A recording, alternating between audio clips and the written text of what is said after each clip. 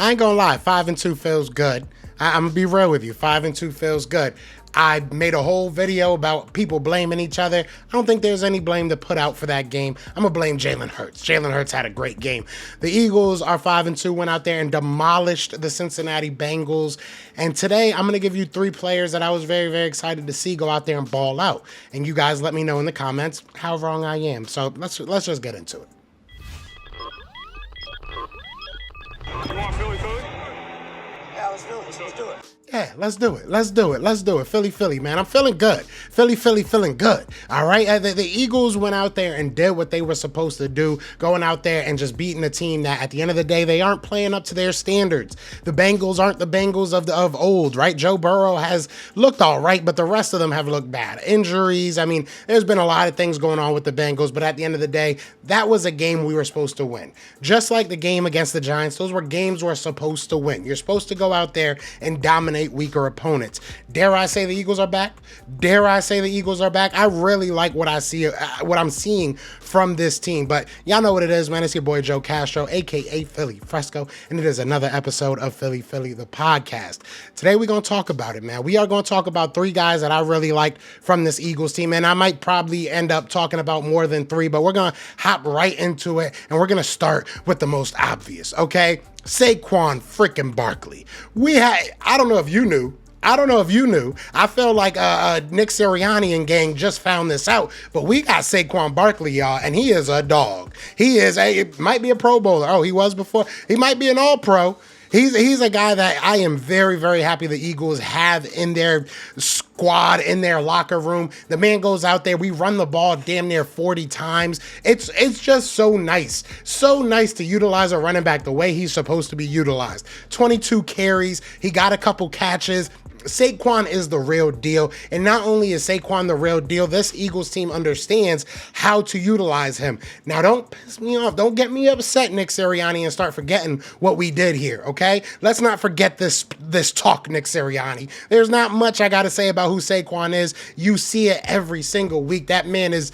Man, I know a couple people put a MVP vote on him. I know some people put an MVP bet on him. It might be coming to fruition. I just love what I see out of Nick Sirianni and this team just utilizing that run game so much. Like I said, almost 40 times. I think they went over 40 rushes between Kenneth Gainwell. Will Shipley got a couple runs. The numbers don't look good for Will Shipley, but he almost had that touchdown that got taken back for a penalty. So every running back looked good. I talk so much junk about Kenneth Gainwell. He's looked all right. Kenny G has looked all right. I am not holding my breath every time I see him in the roster no more. I'm not holding my breath when I see him run on the field. All right, I think the addition of Saquon Barkley is proven huge. It's paying huge dividends, not just because of what he's able to put out there, but I feel the confidence that he instills in these younger running backs. Kenny G, you got, like I said, Will Shipley now coming along. So I am so happy that we have Saquon Barkley. I am so happy that we have Saquon Barkley. Matter of fact, be sure to hit that like, hit that subscribe if you are happy that we got Saquon Barkley, because we're trying to hit 10K of Saquon Barkley appreciators. That's what I want. I want 10,000 people that are just happy to have Saquon Barkley in Philadelphia. But no, I am so happy to see him going out there balling out. Feels like he's just having fun. He's living the dream. I mean, if I could play for the Philadelphia Eagles, I would love to. You know what I'm saying? But I can't lift 500 pounds. So I don't think that's going to happen anytime soon. But I'm very happy to see what he did. Now, the next person I want to talk about is going to, again, kind of be a position group. But I do want to kind of, point one person out. And that's going to be Tyler Steen. I think that Tyler Steen has made mistakes. Do not get me wrong. Tyler Steen has definitely made mistakes. But he has made some great plays as well. Going in there for Mekhi Becton, who was playing outside of his mind when he was there at guard. But he has looked good. This offense is continuing to push the ball down the field. They're continuing to be able to just kind of be road maulers. So you got to give love to Tyler Steen. And again, like I said, it's kind of a group thing. I mean, you had Fred Johnson out there for a while. You look at who's in there for Jordan Mailata. Why am I blanking? You had Jack Driscoll out there for a while, but you had a mishmash of offensive linemen, and they are keeping this thing afloat. They're looking good. Look, you got Stoutland, right? You got Stoutland. You knew that with Stoutland, if he trusts a player, it makes sense for us to trust the player as well. So I didn't have too much doubt that he would get Becton going, but to have guys like Johnson, to have guys like Tyler Steen, Jack Driscoll be able to just come in and honestly, you don't miss too much of a beat. I knew that Lane Johnson wasn't in there for the player too, that he wasn't, and we know that, Becton isn't out there. We know that Jordan Mailata is hurt, but they are making me forget sometimes. And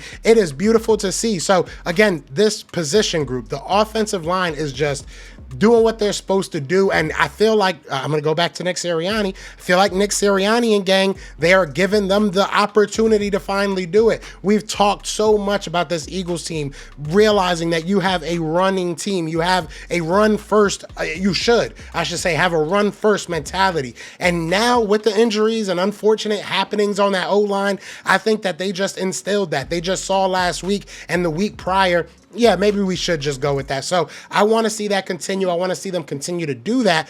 But I'm happy that it's happening right now. I'm going to be real with you. I'm very, very happy that it's happening right now. And I hope, like I said, I hope that you look at a guy like Steen, you look at a guy like maybe not so much Fred Johnson, but you look at these younger guys and you hope that they can continue to make their mark, right? Somebody at some point is going to have to take over for Lane Johnson. It would be really interesting if you have that guy already on the roster. So look, I know it's looking down the line. Hopefully that's not another 2-3 years, but it was amazing. It was amazing seeing them go out there. And one thing I will say, because some people are going to say it was the Bengals, it was the Giants. The Giants got a good D-line.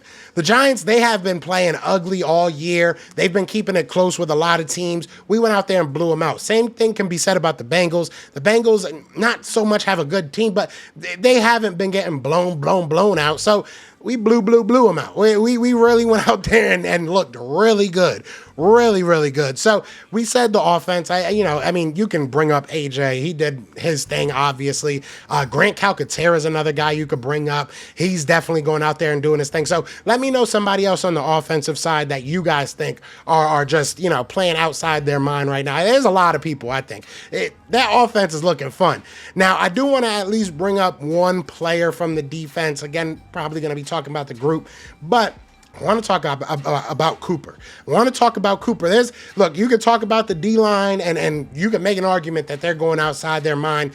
Bryce Huff having a couple good games now. Sack Bond, he's doing his damn thing, even though he's a linebacker, but he's doing his damn thing in pass rush. You look at Nolan Smith. Nolan Smith's a guy that is definitely making his presence known, getting more snaps, and definitely making the most of them. Josh Sweat looking like he's getting into form. Carter. You could talk about that D-line and how that pass rush over the past couple of weeks feels like it's starting to get its footing. So you could talk about that. I want to talk about Cooper. Whew. I've always been high on Quinyon Mitchell. I knew that Quinyon Mitchell was going to be good. I will be real with you.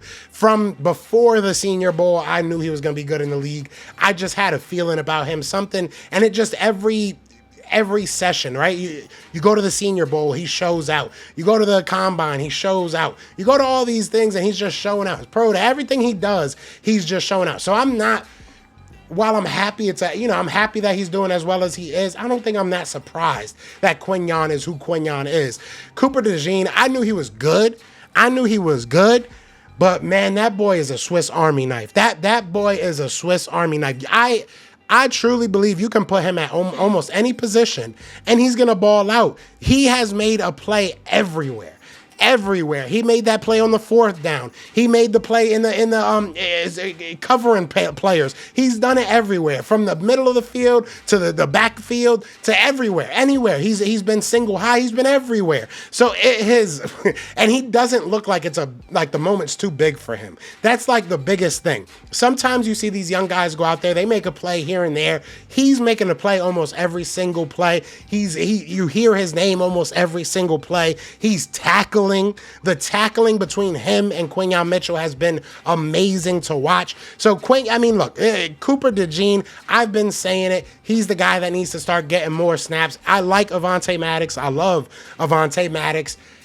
I don't think that he should be out there playing right now. I think that it should be Cooper DeJean. I think that right now you have two really, really young, good cornerbacks in a Cooper DeJean and a Quinyon Mitchell, and it's in my opinion, only good if you can get them more and more snaps. I truly do believe that. I feel like if you can continue to get these guys involved in this defense and let them continue to learn, because that's the biggest thing. They're learning on the fly, right? They're figuring it out on the fly. They're understanding, hey, I can't do that. Quinyon's gotten beat. Cooper, he's gotten beat. They're gonna get beat, and that's fine. You want them to get beat now.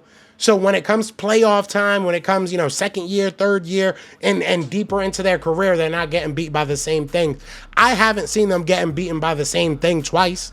I will say that, and I would love, if you guys have, let me know, but I haven't seen it. So I love what I got out of these young guys. I think that Cooper DeJean has a real possibility to be one of them ones. I think that Quinyon will be, but Cooper has a real chance to be one of those all-time play. I really do believe that. I think he can be one of those guys 10 years from now. You're talking about how the safety position or cornerback position is a little bit changed because of what Cooper DeJean brought to the NFL. And maybe I'm overreacting, but I really truly do believe that everything you look at, from his athleticism, his quickness, his mindset, his brain, him being able to dissect plays and understand what defenses or offenses are trying to do to him, and then you add that to his tackling, his physicality, he has it all. He has it all, and the guy's a big guy. He's like 6'1", 6'2".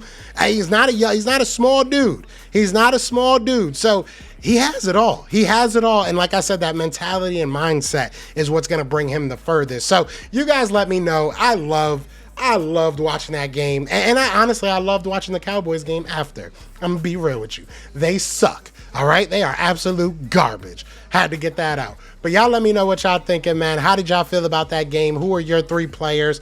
I feel like I talked about every player on the team. But who are your favorite players from that game? Who do you think stuck out to you the most? Other than that, y'all know what it is. Y'all know what it's going to be. It's Fly Eagles Fly, and we are out here. And if you like the background, because I love this background, I look at myself now. I'm over here looking at myself just because it's such a beautiful background. Leave a like for the background. But yeah. Peace!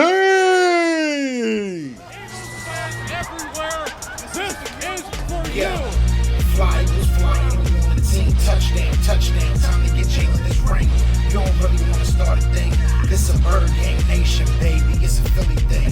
Hater, and you looking like you type trash. I'm just here calling the Philly the podcast. And we can call a man dog.